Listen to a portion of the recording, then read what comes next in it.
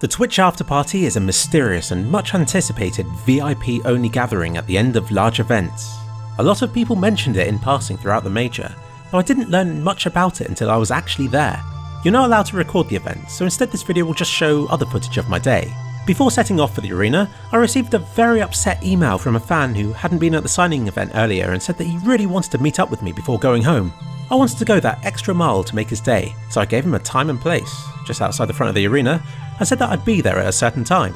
I figured that this would be a good location, and since there was security staff manning the doors, it would give me more security than meeting up in an alleyway somewhere. I waited, but he didn't turn up, so I went into the arena and to the Twitch party. At this event, you're rubbing shoulders with professional players, streamers, YouTubers, and many people associated with the gaming scene in all manner of ways. Every person has an interesting story to tell about how and why they're at the event. It's surreal to look over your shoulder to see Scream casually stood in a corner, or Thorin in sportswear talking to people in suits. It's like a very confused dream. But getting invited is only the first step. It soon becomes apparent that I was of little importance and very close to the bottom of the pecking order at this said event. You don't just go up to people and expect a warm welcome, even if they do know who you are. It's a real case of who you know. The conversations I had that were more than just a quick handshake and then a turn back were ones where I'd been introduced by somebody else. It's a game of association, and if you know the right people, you get to know more.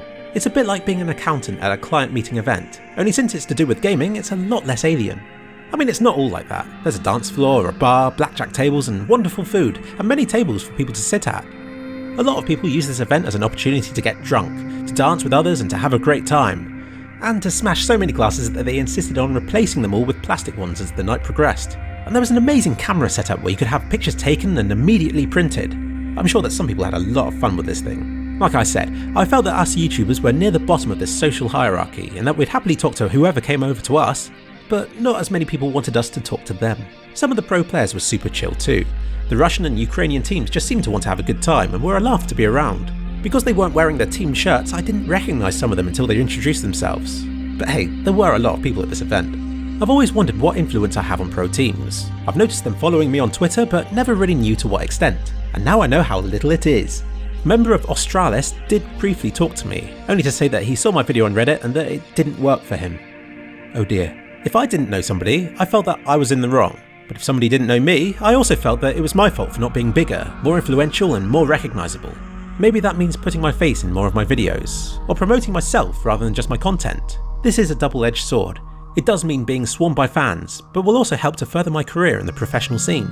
Maybe I should just wear a t-shirt saying 3 kliksphilip.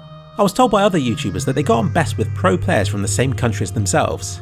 So being from England, I didn't have a chance. I made a real effort to not pester people at this event. There were a lot of people I would have loved to have talked to, or even got a picture with, but didn't get around to it because they always seemed so busy. I mostly just watched everything going on around me and was super grateful of anybody who took the time to talk to me. I now have even more respect for Semler. He's a genuinely nice guy who treated me as a friend. Being my first Twitch afterparty, it was great to have people like him around. You know how a lot of famous people, like that Mission Impossible guy and Rocky, are a lot shorter than you'd imagine? I came to this event imagining people to be shorter than I expected too, but I swear that the average height here was something like 6'3". Scream was built like a bull, Semler a tower, and if Na'vi loses a game to you, they sure as hell would win in a fight. Everybody here seemed larger than life, towering over me, and I myself am over 6 foot tall. It was an incredible event that lasted for hours, yet I only scratched the surface of what was going on here. There were tables full of serious and important looking people that I'd never seen before.